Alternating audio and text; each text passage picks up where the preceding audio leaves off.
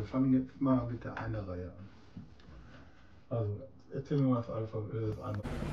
Si Philip kasama natin. Nandito nga kami sa Loading Shop. When I walk into the kitchen, you saw the look on my face. You saw the look on my had to get out of this place. I seen something I've never seen before when you put on the... Tapos na kami. Pauwi na kami ng bahay. Nabili na namin yung gamit ni Fiona pang swimming. Ngayon, uwi na tayo guys. Dahil may pasok pa yung mga bata bukas. Yan sila sa likod ko. Ito na yung pang-apat na araw. Ay, pangatlong araw na nasunod din siya tayo. Nung isang araw pumunta tayo dito. Kahapon pumunta tayo dito. Ngayon na naman. Si Uma din pala kanina dahil ninala siya sa doktor.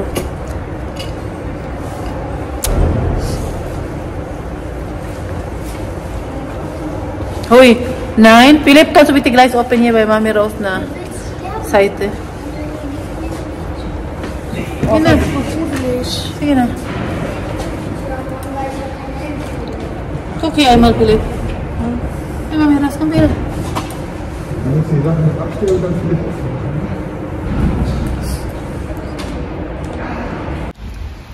Tindi degrees ngayon, pero maulan. Malamig. Maulan na naman dito sa amin. Pero bukas daw, ano daw, maganda daw ang weather bukas. Kinuha ko na si Fiona, pauwi na kami ng bahay. At pagdating namin, magluluto ako agad ng pagkain namin. Pagkain ni Oma. Sus, kanina naapakan ko pala yung ano ni Oma ba, yung puti na lang, hindi nabasag. Sabihin ko sa inyo pag-uwi namin. Pag-uwi na lang, continue natin sa bahay. Nasa bahay na kami. O, tingnan po ninyo, yung ano ba. Fiona, bati ma, Fiona. Tingnan po ninyo yung ano, mga sagbot-sagbot. Tumubo na naman siya. Kasi hindi na masyadong malamig. Oh, dami na naman, oh. Okay. Dami na naman nating lilinis. Hindi ko alam bakit nag-ano to, nagkulay ganito itong mga ano dito, semento dito. Hindi man yan gana noon. Huh? Kom, Mama, weißt du was? Parang maganda pag In einem von pinturahan na lang. Spinne war, Yeah? da war Pinturahan na lang namin to, no? Pangit kitingnan, oh. Basta umuulan ba? Yan na yung bulaklak, oh, di ba? Bumuka na siya.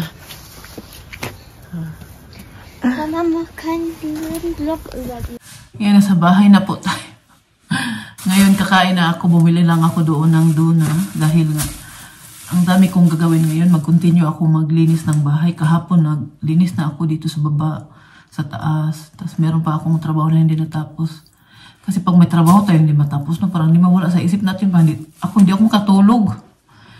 Bago ako pag nasa bed na ako, dami kong iniisip, dami kong yung mga trabaho ko ba na palagi nasa ulo ko, kaya gusto kong matapos.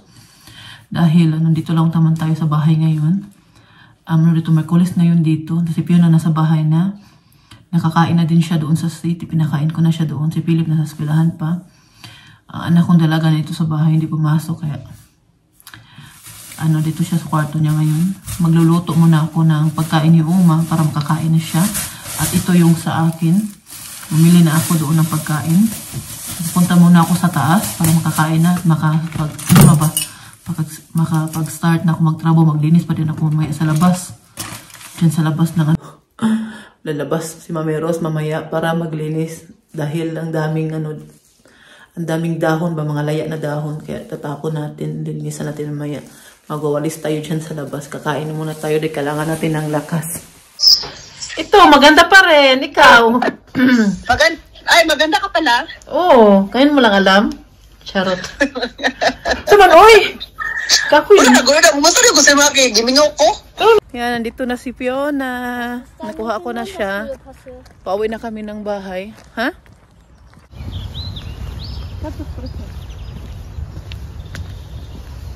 Ngayon, si Fiona ang mag-video. It's a lie! Kaso, Nish, di ba? Punta kami sa city ngayon. Samahan niyo kami. Und morgen backen wir Waffeln zu Hause. Ja! Mit Ben. Ja! Si Fiona, doon sa kabila nakaupo. Pauwi na kami ng bahay. Gusto ko pa nga sana mamasyal dito, pero ayaw na niya. Kaya uwi na lang kami at makapagluto na rin ako. At makakain na mulaklak na oh. Spring na talaga.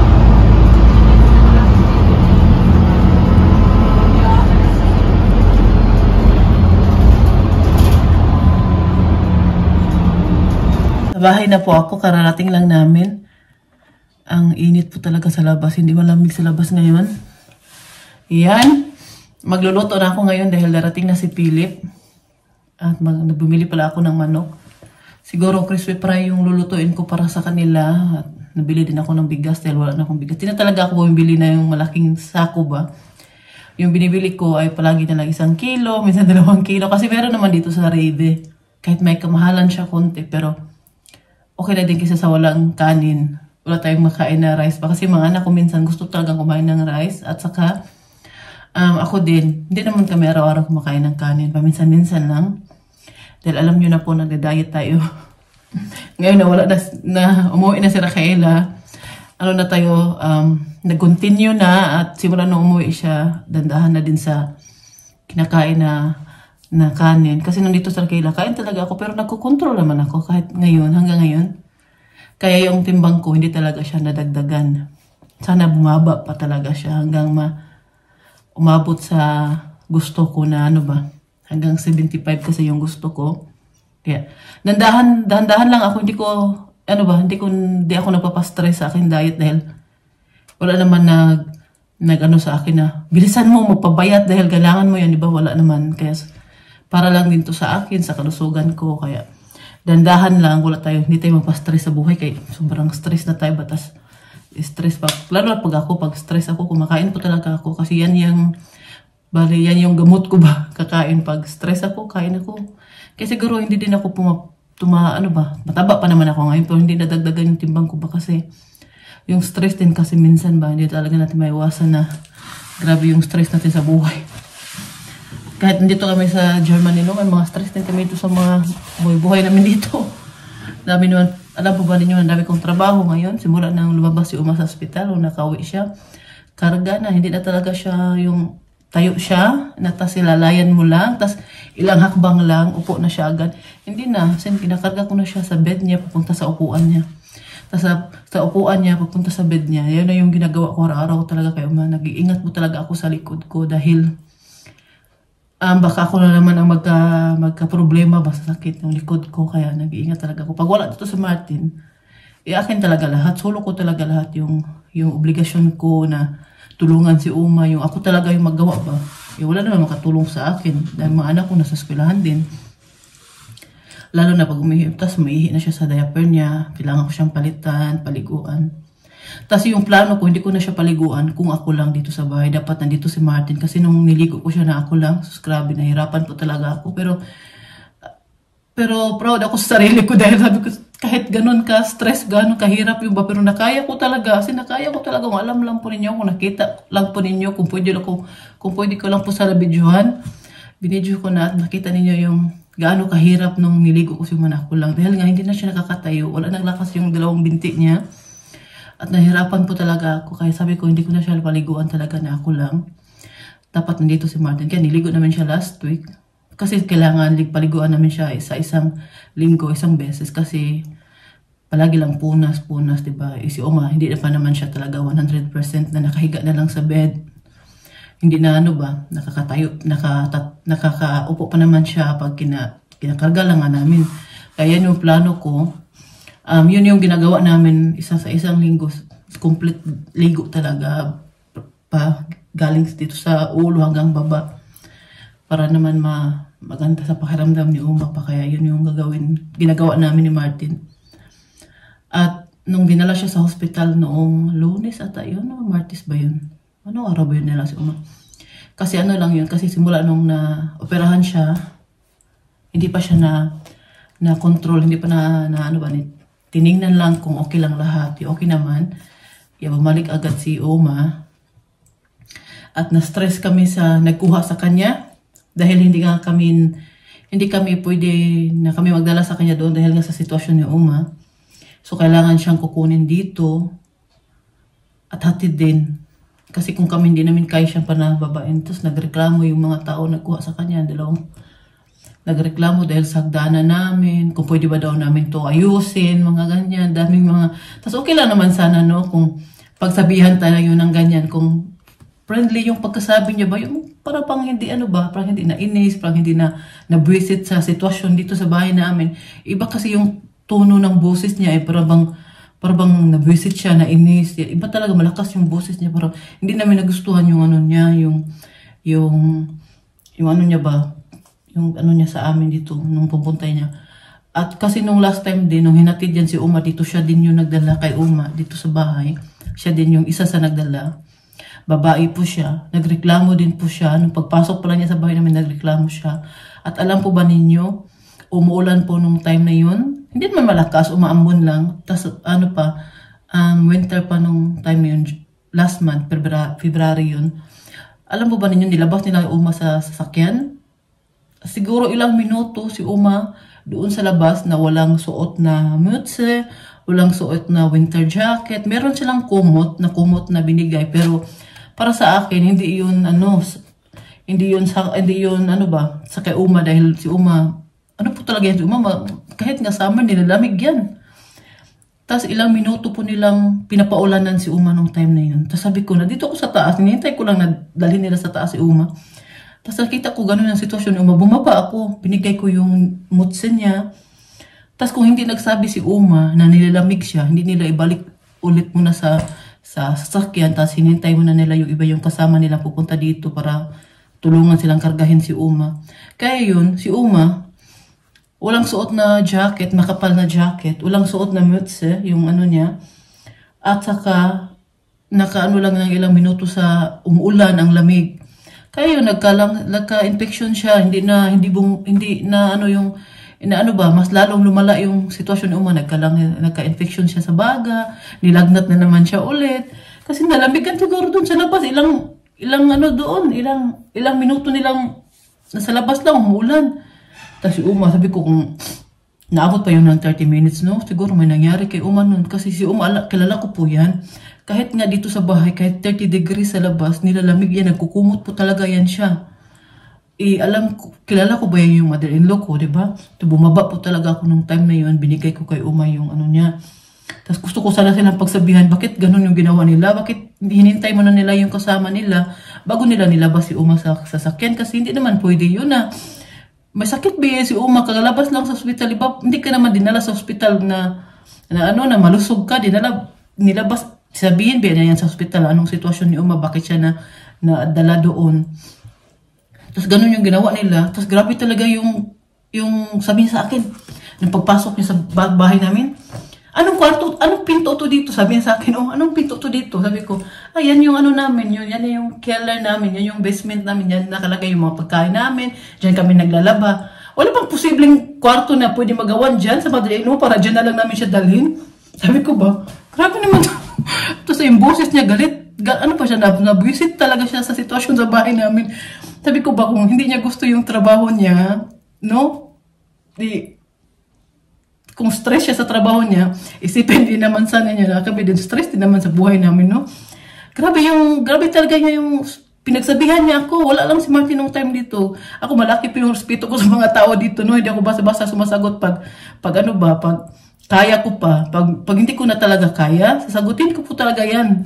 Di ako, muna ako kasi tinulungan, binila kami, dalhin si Uma dito, sila binagdala sila. Pinipigilan ko lang yung sarili ko, nasagutin ko siya.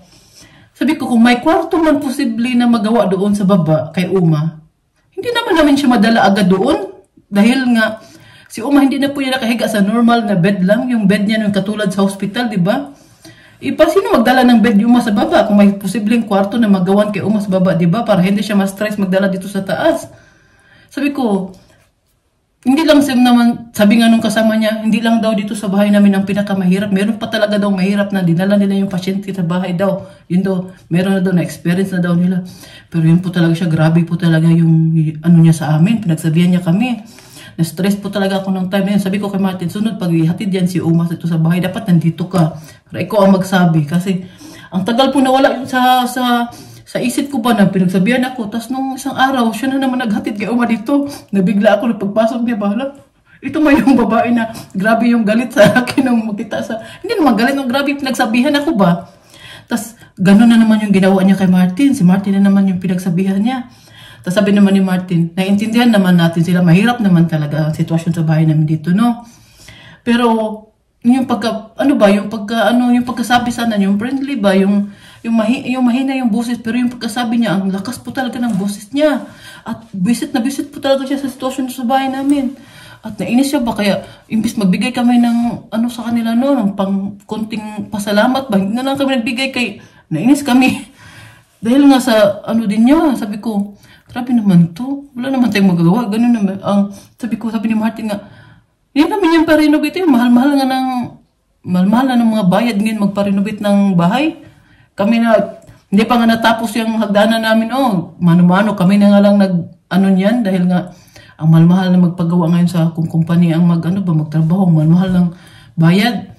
Tapos siya sabi ni Martin, ganyan naman talaga yung luma na bahay, wala naman tayong magawa niyan, di ba? Gawas lang marami kang pera pang renovate. Yung mahal-mahal kaya ngayon, no? Last time nga, nung tinanong nga ito namin hagdanan namin dito, kung magkano yung bayad, nung hindi pa yung nagka-corona, hindi pa nagmahalan lahat. Sabi nga nung tinanong namin, kasi pumunta yun dito, sabi niya, aabot ng 3,000 euro. Galing taas, papunta baba, i-renovate tong hagdanan namin. 3,000 euro, hindi pa yung nag-corona. Ngayon, mahal na lahat, di ba? Siguro, 7,000 na yun, 6,000 euro. Saan ka kuha ng pera 6,000 euro para lang sa kami na lang, di ba? Hindi naman yan madalian, hindi naman kailangan na pagandahan talaga na paganda. Nitanggal lang namin yung luma na carpet dyan dahil nga, as in luma na ba talaga yun? Sa tagal naman yung bahay nila Martin, no? Kahit ganito itong bahay nila Martin, no? Nagpapasalamat kami na hindi kami nag-uupan ng bahay buwan-buwan na ang mamahal ng upan. Dami ba ng anak namin? So 3 yung anak namin. Kailangan namin ng malaki-laking apartment kasi 3 yung anak namin, di ba? Mahal ng rent ngayon. Buti nagpapasalamat kami kahit ganito yung bahay namin. Kahit si Martin nakamana ng bahay sa magulang niya. Kahit luma. Pero okay lang yan sa amin. At least may bahay kami. Hindi kami nagre-rent, diba? Tapos grabe talaga yung inis niya sa visit niya talaga sa hagdanan namin.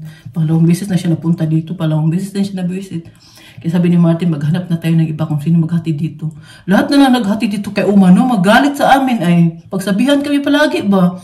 Ni hagdanan namin. Kahit doon din sa likod ng bahay namin, ganun din naman. Ganun din yung sitwasyon din kasi nga, may hagdanan din dyan sa labas. Hindi din basta-basta maano si Uma. Kaya ganun din.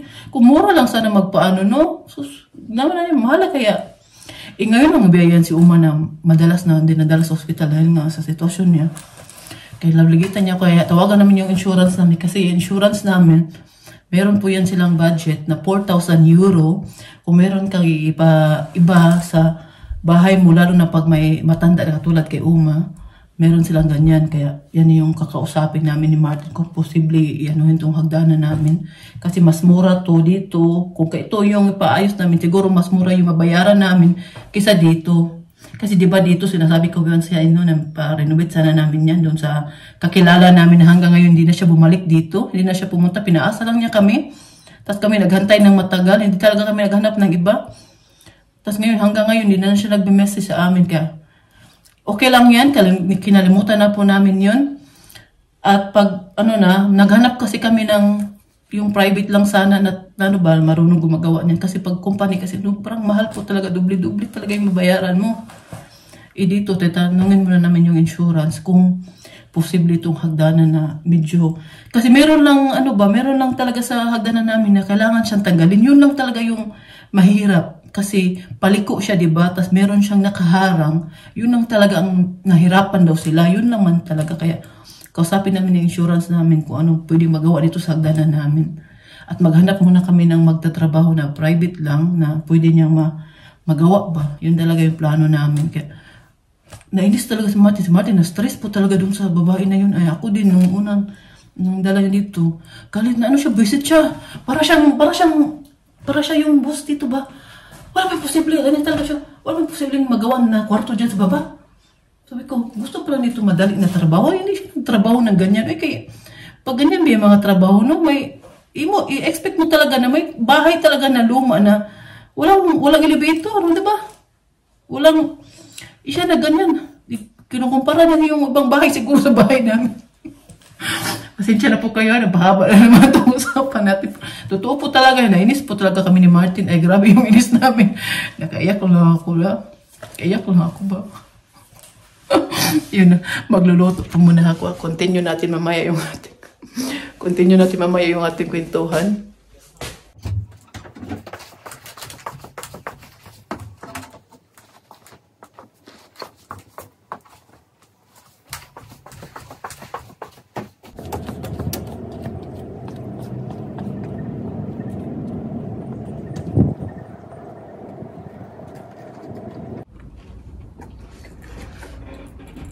Living the highs and